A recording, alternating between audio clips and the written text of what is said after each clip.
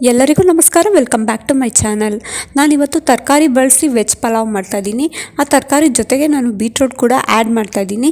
ಈ ವಿಡಿಯೋನ ಪೂರ್ತಿಯಾಗಿ ನೋಡಿ. ಇನ್ ಕೇಸ್ ಏನಾದರೂ ಇಷ್ಟ ಆಗಿದರೆ ಪ್ಲೀಸ್ ಒಂದು ಲೈಕ್ ಮಾಡಿ, ಶೇರ್ ಮಾಡಿ, ಹಾಗೆ ಪ್ಲೀಸ್ ನನ್ನ ಚಾನಲ್ನ ಸಬ್ಸ್ಕ್ರೈಬ್ ಮಾಡಿ.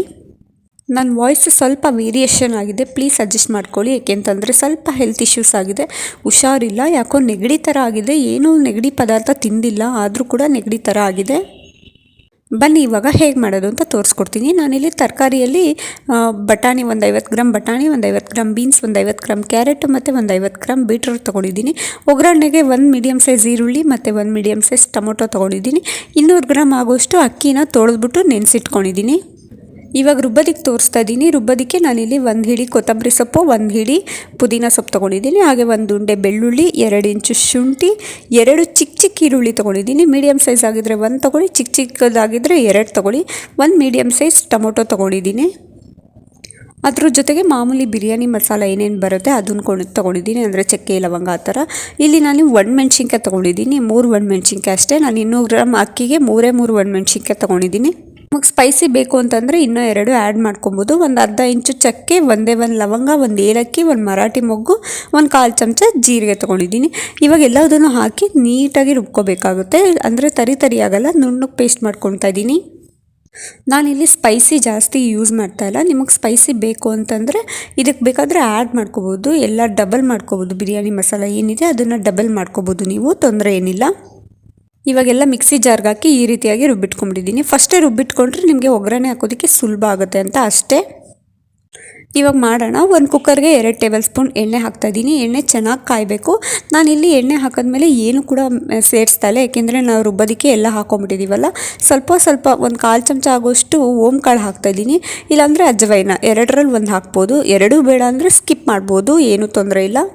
ಇದನ್ನು ಹಾಕೋದ್ರಿಂದ ಒಳ್ಳೆ ಫ್ಲೇವರ್ ಬರುತ್ತೆ ಅಂತ ಅಷ್ಟೇ. ಅದಾದಮೇಲೆ 2 ಪಲಾವ್ ಎಲೆ, ಆಮೇಲೆ ಹೆಚ್ಚಿಟ್ಕೊಂಡಿದ್ವಲ್ಲ ಈರುಳ್ಳಿ ಹಾಕಿ ಚೆನ್ನಾಗಿ ಒಂದು 3 ನಿಮಿಷನಾದರೂ ಕಮ್ಮಿ ಉರಿ ಕೊಟ್ಟು ಫ್ರೈ ಮಾಡ್ಕೋಬೇಕಾಗುತ್ತೆ.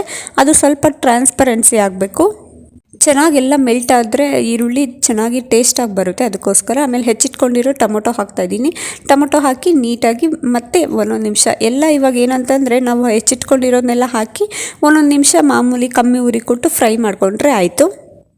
ಇವಾಗ ಹೆಚ್ಚಿಟ್ಕೊಂಡಿರೋ ತರಕಾರಿ ಎಲ್ಲ ಸೇರಿಸ್ತಾ ಇದ್ದೀನಿ. ಬಟಾಣಿ, ಬೀನ್ಸ್, ಕ್ಯಾರೆಟ್ ಮತ್ತು ಬೀಟ್ರೂಟು ಎಲ್ಲ 50 ಗ್ರಾಮ್ ಇದೆ, ಸಾಕಾಗುತ್ತೆ. ಅದನ್ನು ಹಾಕಿ ಚೆನ್ನಾಗಿ 1-2 ನಿಮಿಷ ಫ್ರೈ ಮಾಡಿದ್ರೆ ಆಯಿತು. ನನ್ನ ಚಾನಲಲ್ಲಿ ತುಂಬ ವೆರೈಟಿಯಾದಂಥ ಬಾತ್ಗಳನ್ನ ನಾನು ತೋರಿಸಿದ್ದೀನಿ. ಇನ್ನು ಯಾರೆಲ್ಲ ನೋಡಿಲ್ಲ ಅಂತಂದರೆ ನನ್ನ ಚಾನಲ್ನ ಒಂದು ಸತಿ ಫ್ರೀ ಇದ್ದಾಗ ನೋಡಿ.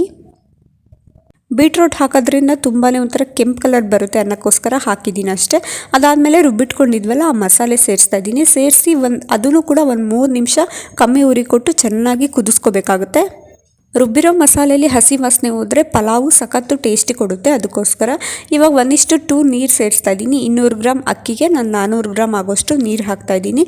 1:2 ರೇಷಿಯೋದಲ್ಲಿ ಹಾಕಿದ್ರೆ ಕರೆಕ್ಟಾಗಿ ಸೆಟ್ ಆಗುತ್ತೆ.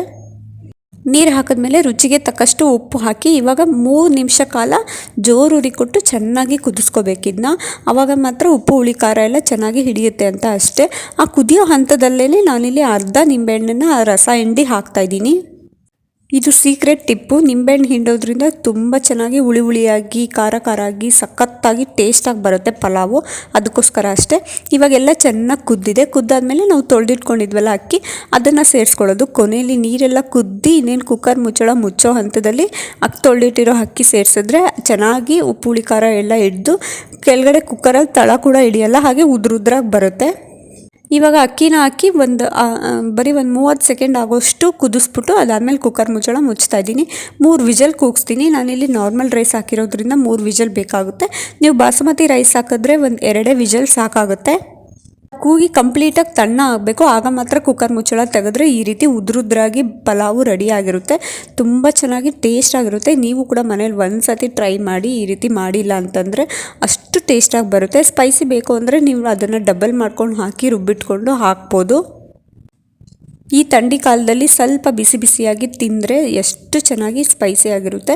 ನಾನು ಇದಕ್ಕೆ ಮೊಸರು ಬಜ್ಜಿ ಮಾಡಿದೆ, ನೀವು ಚಟ್ನಿ ಕೂಡ ಮಾಡ್ಕೋಬೋದು, ತುಂಬ ಚೆನ್ನಾಗಿ ಬರುತ್ತೆ. ನೋಡಿದ್ರಲ್ಲ ಎಷ್ಟು ಈಸಿಯಾಗಿ ತರಕಾರಿ ಹಾಕಿ ಪಲಾವ್ ಮಾಡಿದ್ದೀನಿ ಅಂತ. ಬೆಳಗಿನ ಬ್ರೇಕ್ಫಾಸ್ಟ್ಗೆ, ಲಂಚ್ ಬಾಕ್ಸ್ಗೆ, ಮಕ್ಕಳು ಸ್ಕೂಲ್ ಬಾಕ್ಸ್ಗೆ ಎಲ್ಲದಕ್ಕೂ ಕೂಡ ಹಾಕ್ಕೊಡ್ಬೋದು. ಅಷ್ಟು ಈಸಿಯಾಗಿ ಮಾಡ್ಬೋದು. ನೀವು ಕೂಡ ಮನೇಲಿ ಒಂದು ಸತಿ ಟ್ರೈ ಮಾಡಿ ಹೇಗಿತ್ತು ಅಂತ ಕಮೆಂಟ್ ಮಾಡಿ. ಹಾಗೆ ಇನ್ನು ಯಾರೆಲ್ಲ ನನ್ನ ಚಾನಲ್ನ ಸಬ್ಸ್ಕ್ರೈಬ್ ಮಾಡಿಲ್ಲ ಪ್ಲೀಸ್ ಸಬ್ಸ್ಕ್ರೈಬ್ ಮಾಡ್ಕೊಂಡು ನೋಡಿ. Thank you.